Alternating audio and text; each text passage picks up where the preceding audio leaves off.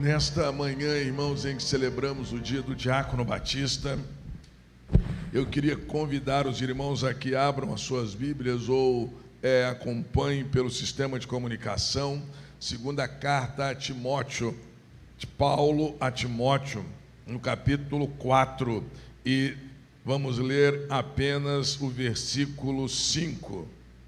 Segunda carta de Paulo a Timóteo, capítulo 4, versículo 5. Diz o texto sagrado: mas tu sê sóbrio em tudo, sofre as aflições, faze a obra de um evangelista, cumpre o teu ministério. Vamos todos juntos? Mas tu sê sóbrio em tudo.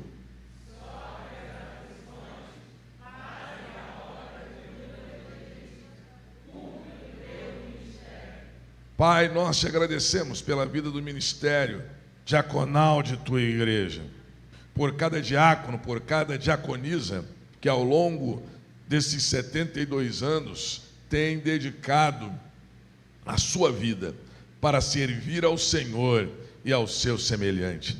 Nós te agradecemos pelos diáconos que serviram aqui e que já estão na presença do Senhor.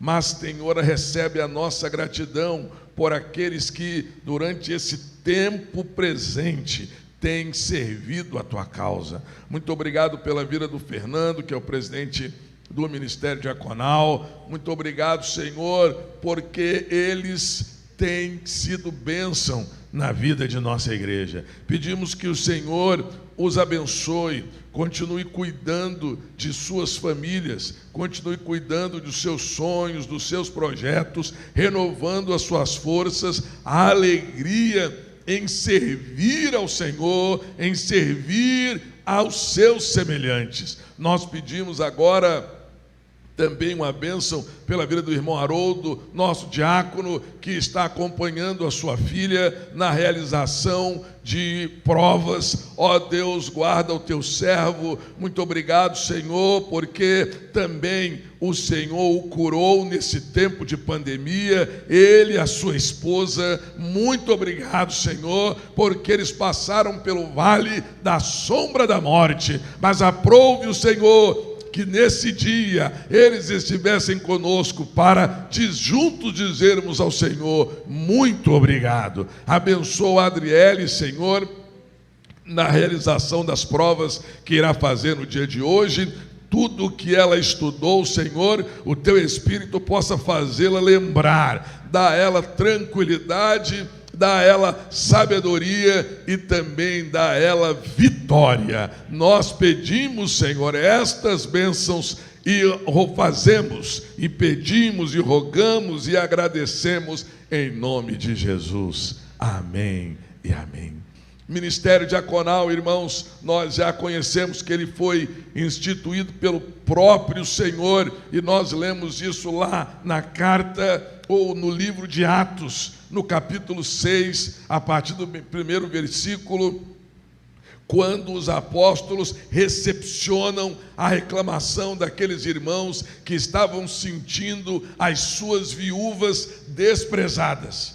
Então ele disse: olha, nós vamos instituir, vamos separar dentre nós 7 varões de boa reputação, cheios de sabedoria. Vamos separar varões também que sejam cheios de fé. Diácono precisa ter boa reputação, diácono precisa ter sabedoria, diácono precisa ter fé. E é isto que é olhado pela igreja. Obrigado, filho.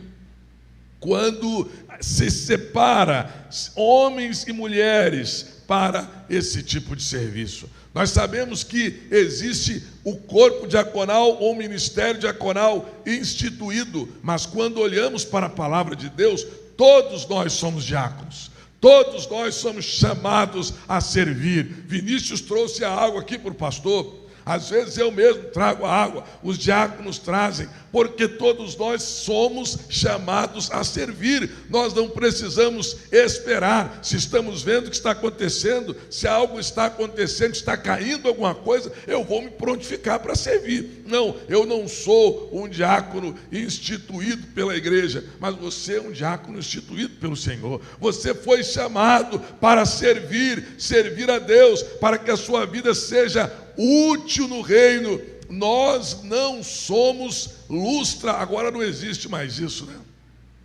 Antigamente, lustrar os bancos, porque os bancos eram envernizados.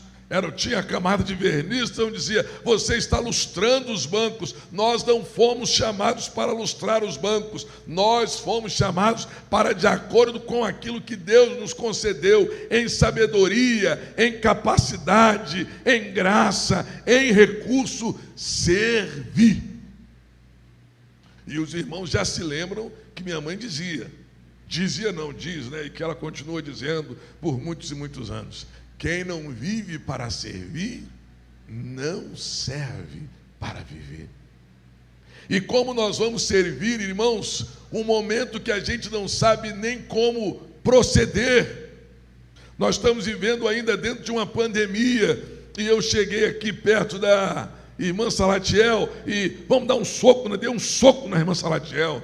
Às vezes não peguei a mão, a gente ainda tem cuidado com as coisas, com o momento que nós estamos vivendo. Louvamos a Deus porque tem diminuído, e a tendência mesmo é diminuir. Por causa do aumento da vacinação, o número de mortes está caindo, e nós louvamos a Deus, e em alguns estados passaram alguns dias sem ter uma morte. Mas nós somos chamados a servir nesse tempo. Nós somos chamados a servir nesse tempo, com dificuldade de aproximação, com dificuldade de toque, com toda a sorte de dificuldade desse tempo, nós somos chamados a servir. E Paulo escreve a sua carta a Timóteo num tempo de dificuldade da igreja, num tempo de luta que a igreja estava passando. A igreja sofria perseguição externa daqueles que eram contra o avanço da igreja. A igreja tinha a apostasia dentro dela. Muitos crentes já não amavam Jesus como amavam, mas no início, muitos crentes estavam encantados pelo presente tempo. Segunda carta de Paulo, já é a sua última carta. Paulo está perto de morrer. É aqui que no versículo 7 ele vai dizer: combati o bom combate, acabei a carreira e guardei a fé. É neste capítulo que Paulo vai dizer: porque Demas me abandonou, amando o presente século. Nesse tempo temos muitos crentes amando o presente século, muitos crentes amando as ideologias desse tempo, muitos crentes defendendo mais o que o mundo diz do que a Bíblia diz. Mas Paulo escreve a Timóteo, Paulo já velho, Paulo já perto da morte, Paulo preso, Paulo com sequelas das surras que tomou durante a sua vida. Ele escreve a um jovem pastor chamado Timóteo. Ele escreve: Timóteo e Tito são chamadas as cartas pastorais. E ele vai dizer: como, Timóteo, você vai servir no meio desse tempo de pressão externa e de gente interna que está amando o mundo? Paulo vai dizer no versículo 5, ele vai dizer a primeira forma como nós devemos servir. Em primeiro lugar, irmãos, nós precisamos servir com sobriedade. Ele diz: mas tu sê sóbrio em tudo. Vamos dizer a primeira coisa que nós precisamos ter para servir nesse tempo: mas tu.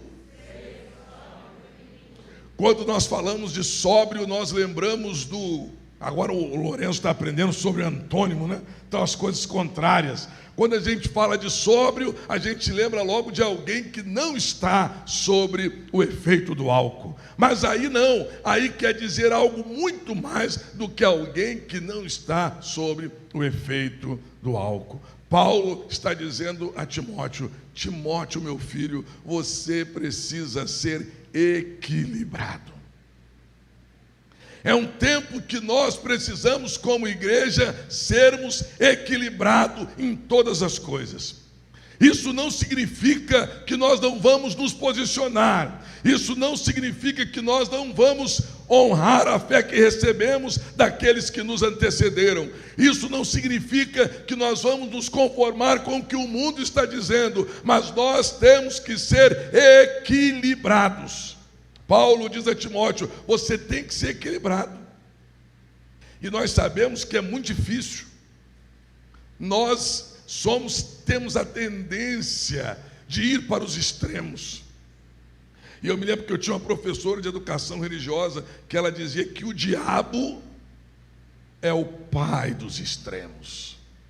E a gente está vivendo um tempo de gente em todos os extremos. Nós estamos vivendo um tempo de cancelamento social virtual. Nós estamos vivendo tempos de linchamentos morais. Nós estamos vivendo um tempo de que, se você não andar de acordo com o que a banda está tocando, você é colocado de fora.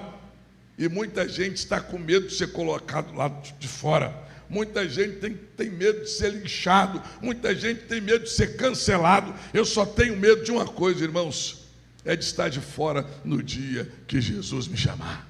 Mas como eu não vou estar de fora, porque Ele me salvou e pelos seus méritos eu vou estar lá, mas a Bíblia diz que estarão de fora os cães, os mentirosos, os avarentos. Esses vão ficar de fora. Mas nós hoje estamos faltando sobriedade para servir ao Senhor, porque às vezes nós queremos ter o mesmo discurso do mundo. O mesmo Paulo que vai dizer aqui para Timóteo ser sóbrio em todas as coisas, é o mesmo que vai dizer: e não vos conformeis com este mundo, mas transformai-vos pela renovação do vosso entendimento. Nós precisamos de ser servos, nós precisamos de ser diáconos que servem ao Senhor com equilíbrio na família, equilíbrio nos nossos tratos, das nossas coisas pessoais, equilíbrio como tratamos com as nossas finanças, equilíbrio como tratamos com a nossa família, equilíbrio como tratamos com as coisas da igreja.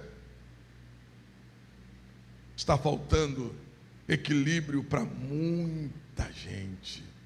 Está faltando sobriedade para muita gente. Mas a palavra de Deus nos convoca: ser sóbrio em tudo. Queria contar uma história. Irmã Darcira, diaconisa da igreja, nós estávamos passando por um problema na igreja,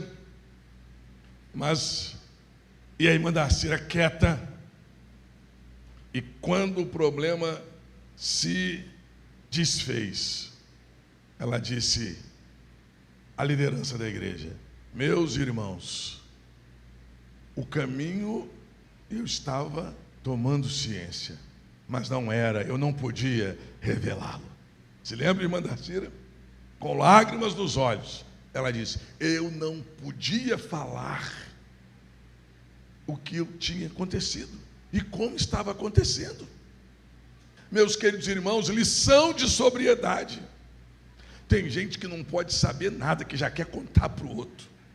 É igual aquela história de 3 homens que estavam no barco, e o barco se perdeu em alto mar, e alguém disse assim: olha, já que nós vamos morrer aqui, ninguém vem nos buscar, nós vamos confessar os nossos pecados, um para o outro. Aí o outro disse assim: olha, eu era tesoureiro da igreja, e eu tirava dinheiro da igreja, então os irmãos me perdoam em nome de Jesus. Aí começaram a chorar, oraram e perdoaram aqueles irmãos. E o outro irmão disse assim: eu quero confessar os meus pecados. Eu não tratava bem da minha família, eu não cuidava bem da minha esposa, eu até mexia com outras mulheres fora de casa. Aí os irmãos começaram a orar e perdoaram aquele irmão. Mas nisso que eles estão orando pelo aquele irmão, houve o barulho do navio salva-vidas. Pum! O navio chegou e todo mundo alegre, mas faltou um confessar o pecado dele. E ele disse: e você não confessou o pecado? Isso não deu tempo, o meu pecado é da língua, eu não posso ouvir nada que conto para todo mundo, eu não estou doido para chegar em terra e contar tudo que eu estou sabendo de vocês. Sóbrio em tudo, gente equilibrada, gente que sabe o momento de falar, gente que sabe o momento de calar, gente que sabe o momento de orar. Já tem mais de 10 anos isso, irmã Darcira, mas essa história não sai da minha mente e do meu coração. Tu ser sóbrio em tudo, seja equilibrado. Mas Paulo vai adiante. Além de dizer que os servos precisavam servir de maneira sóbria, ele diz que nós devemos sofrer as aflições. Paulo disse: mas tu ser sóbrio em tudo, mas o que? Sofre as aflições. Meus irmãos, ninguém gosta de sofrer. Vamos ser sinceros. Quem gosta de sofrer? Quem gosta de sofrer é o que? O masoquista que gosta de sofrer? O masoquista que gosta de sofrer. Mas eu não gosto de sofrer não, irmão. Eu passo uns perrengues, passei uns perrengues na minha vida e vou passar até o dia que Jesus me levar, mas não gosto de sofrer não. Paulo diz: olha, você deve sofrer as aflições, você não deve correr das aflições da sua vida. Irmãos, nós somos afligidos por todos os lados, nós somos afligidos por toda sorte de problemas, por problemas financeiros, por problemas emocionais, por problemas de relacionamento dentro da casa, por problemas de saúde, mas nós não queremos sofrer. Mas a Bíblia diz, e Paulo diz, você tem que sofrer as aflições. E geralmente quando vamos aconselhar alguém que sofre, o que a pessoa diz assim? Ah, pastor, você não sabe o que estou sofrendo, você não sabe o que eu estou passando. Mas Paulo tinha autoridade de vida para dizer para Timóteo e dizer para nós sobre que nós temos que suportar ou sofrer as nossas aflições. Olha o que ele deixou registrado no capítulo 3 de 2 Timóteo, a partir do versículo 10, 2 Timóteo 3, 10, se fosse na página de papel só virar uma Bíblia, aí é só um clique, né? Quem está é só um clique, é Giovana que está aí, é só um clique, Giovana. Olha que Paulo falou: tu, porém, falou para Timóteo, tem seguido a minha doutrina, modo de viver, intenção, fé, longanimidade, amor, paciência, perseguições e aflições, tais quais me aconteceram em Antioquia, em Icônio e em Listra. E quantas perseguições eu sofri, e o Senhor me livrou de todas. Paulo tinha autoridade, irmãos, para dizer para nós: suporta as aflições. Quando minha mãe me batia, ela dizia: engole o choro. Mas ela não tinha autoridade para falar isso para mim, porque ela não tinha apanhado como eu estava apanhando. Mas ela dizia: engole o choro. Paulo tinha autoridade para dizer: sofre as aflições, porque ele tinha sofrido muito mais do que Timóteo. Ele tinha sido preso, ele tinha sido açoitado. No momento ele estava preso, Paulo já sabia o dia da sua pena capital. Paulo já sabia o dia que ele ia morrer e como ele ia morrer. Ele tinha autoridade para dizer: sofre as aflições. Jesus disse: no mundo tereis aflições, mas tende bom ânimo. Nós precisamos de servos que sofram as aflições. Lembrando aqui da irmã Salatiel e dos irmãos que ficaram e precisam ficar em casa, a aflição de ficar em casa, a aflição de não poder sair.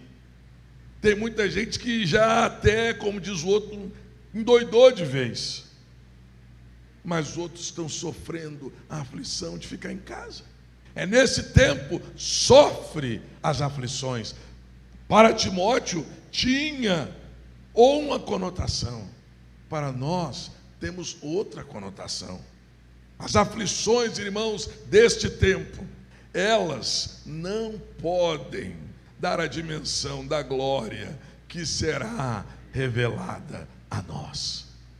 Em primeiro lugar, nós precisamos servir ao Senhor sendo sóbrios, sendo equilibrados. Em segundo lugar, nós precisamos servir a Jesus, servir aos nossos irmãos, sofrendo as aflições, passando pelas lutas, passando pelas perdas, passando pelas tristezas, passando pelos desânimos, como dizia a saudosa miúda, passando pela prova e dando glória a Deus. Mas Paulo encerra as suas recomendações a Timóteo, ele diz: faze o trabalho de um evangelista.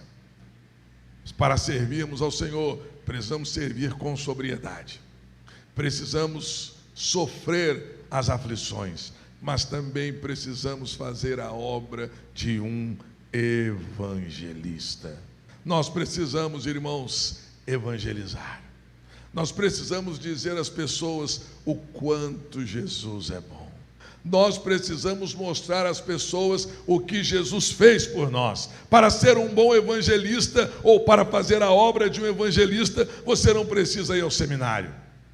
Para fazer a obra de um bom evangelista, você não precisa fazer os cursos que nós fizemos. Para fazer a obra de um evangelista, você precisa dizer apenas o que Jesus fez por você. E aqui está a irmã Irene Porto, nossa diaconisa. Irmã Irene é uma evangelista nata. Não pode encontrar alguém que não tem Jesus como Senhor, sem que diga para ele que ele precisa aceitar Jesus. Sem que diga para ele: olha, você tem que entregar a sua vida a Jesus. Quando ela foi ficar um tempo lá no sítio, o caseiro do sítio que sofreu um acidente, mas ela disse: pastor, ele está no hospital, mas eu falei de Jesus para ele. Irmã Irene não perde oportunidade. Irmã Irene não deixa passar a oportunidade de evangelizar alguém. E isto, irmãos, nós deixamos. O saudoso pastor João Sorém foi o primeiro capelão brasileiro na Segunda Guerra Mundial. Ele disse que, passando por um soldado, ele disse: quando eu voltar, eu vou falar de Jesus para esse soldado. Só que quando ele voltou, aquele soldado já tinha sido atingido pelos projéteis e estava morto. Muitas vezes esperamos para evangelizar alguém, esperamos a melhor oportunidade para dizer a alguém que Jesus é o único caminho, a verdade e vida, e ninguém vai ao Pai se não for por Ele. Nós precisamos: pastor, eu não estava preparado. Essa é a resposta que a gente mais ouve: pastor, eu não estava preparado. Pastor, o senhor não sabe que é muito difícil de evangelizar. Meus queridos irmãos, a Bíblia, ela exemplifica o trabalho de evangelização como um semeador. E o que o semeador precisa? Semente e terra. Nós temos tudo isso. Qual é a nossa semente? Palavra de Deus. Qual é a nossa terra? Os que nós conhecemos que ainda não serviram a Jesus. Nós temos que sempre colocar a semente. Pedro vai dizer: antes de tudo, santificai a Cristo como Senhor em vossos corações, e estais sempre preparados para responder com mansidão e com temor a qualquer que vos pedir a razão da esperança que há em nós. Muitas vezes nós estamos assim, e alguém diz: fulano, você está tão bem. E a gente fala o quê? É o remédio que eu estou tomando. É porque eu tomo 3 gotas de manhã, 3 gotas de tarde e 3 gotas de noite. Um dia, abrindo um parênteses, eu encontrei uma irmã, não me lembro aonde, não me lembro quem, e eu falei: mas a senhora está tão bonita. Ela não titubeou e disse assim: é o meu marido que está cuidando bem de mim. Eu tive que bater palma para o homem. E eu: você está cuidando bem da mulher, porque a mulher disse que é boa, ela está bonita porque você está cuidando dela. Meus irmãos, quando alguém diz, você está bem, você está de pé, você está avançando, o que tem sustentado você? É o remédio? É o salário? É o emprego? São os amigos? Tudo isso é importante, irmãos, mas quem está nos sustentando é o Senhor Jesus. Então você, como bom brasileiro, que é médico, que receita remédio para tudo, passe o seu remédio que você toma, mas diga para a pessoa, eu estou assim por causa de Jesus, é Jesus que faz diferença na minha vida, por isso que eu tenho essa idade, estou de pé, por isso que eu consigo fazer as minhas coisas, por isso que eu vivo. Paulo vai dizer, e agora não vivo mais eu, mas Cristo vive em mim, e a vida que agora vivo na carne, vivo na fé do Filho de Deus, o qual me amou e se entregou por mim. Nós não podemos, irmãos, servir ao Senhor e esquecer da obra de sermos um evangelista. Nós falamos de tudo, conversamos de tudo, mas de Jesus nós não falamos. Nós, irmãos, precisamos aproveitar a oportunidade, porque a noite vem quando ninguém mais pode trabalhar. Nesse dia do Diácono Batista, nesse dia em que celebramos a vida desses irmãos e irmãs que servem, nesse dia que celebramos a nossa vida, que também fomos chamados para servir a Deus, precisamos entender que somos chamados a servir nesse tempo, independente da situação. Nós somos chamados a servir neste tempo com sobriedade, com equilíbrio, mostrando o Senhor a quem servimos através dos nossos gestos, através das nossas palavras e através das nossas atitudes. Nós somos chamados a servir ao Senhor nesse tempo, sofrendo as aflições. Deixa de ser reclamão. Deixa de reclamar. Já viu que tem crente reclamão?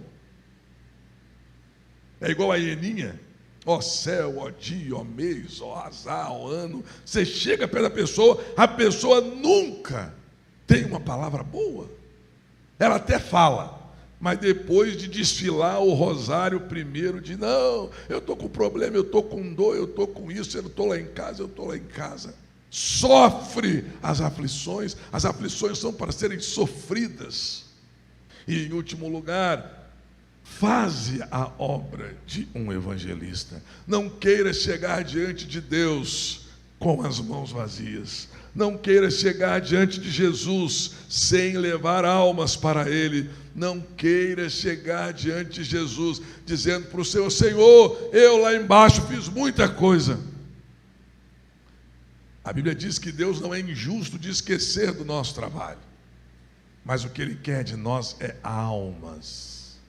O que Ele quer de nós é vidas. A nossa vida precisa reproduzir em outras vidas. Nós fomos salvos para servir, nós fomos chamados para alcançar. O apóstolo Paulo, mesmo na carta de Atos, capítulo 16, afligido, surrado, preso inocentemente, porque ele apenas libertou aquela mulher do espírito demoníaco de adivinhação. Ele estava preso na masmorra, mas ele não estava reclamando. O texto vai dizer que por volta da meia-noite, Paulo e Silas cantavam ao Senhor. Aplicando o texto que lemos, por volta da meia-noite, Paulo e Silas estavam sofrendo as suas aflições.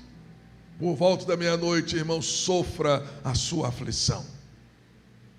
Não abra mão de sofrer as suas aflições. Não abandone Jesus por causa das lutas. Não abandone o santo evangelho por causa da perseguição. Não abandone, não pare pelo meio do caminho. Porque o Senhor voltará. E Ele vai pedir contas do nosso serviço, Ele vai pedir contas da nossa mordomia, e nós sabemos como temos que servir, com sobriedade, sofrendo as aflições e fazendo a obra de um evangelista. E no final, Paulo diz: cumpre bem o teu ministério. Cumpre o teu ministério. Qual o teu ministério? Você tem um ministério, então você deve cumpri-lo, você deve terminá-lo, você deve levá-lo a cabo até o fim dos seus dias. Não pare. A estrada está difícil, os problemas se avolumam, mas não pare. Sirva a Jesus, sirva os irmãos, sirva a igreja, porque capítulo 3 da primeira carta de Timóteo, no capítulo 3, do versículo 13, ele diz assim: aqueles que servirem bem como diáconos adquirirão para si uma boa posição e muita confiança que há na fé em Jesus Cristo. Amém, irmãos? Curve sua cabeça, ore ao Senhor, diga: Senhor, eu quero te servir. Peça ao Senhor.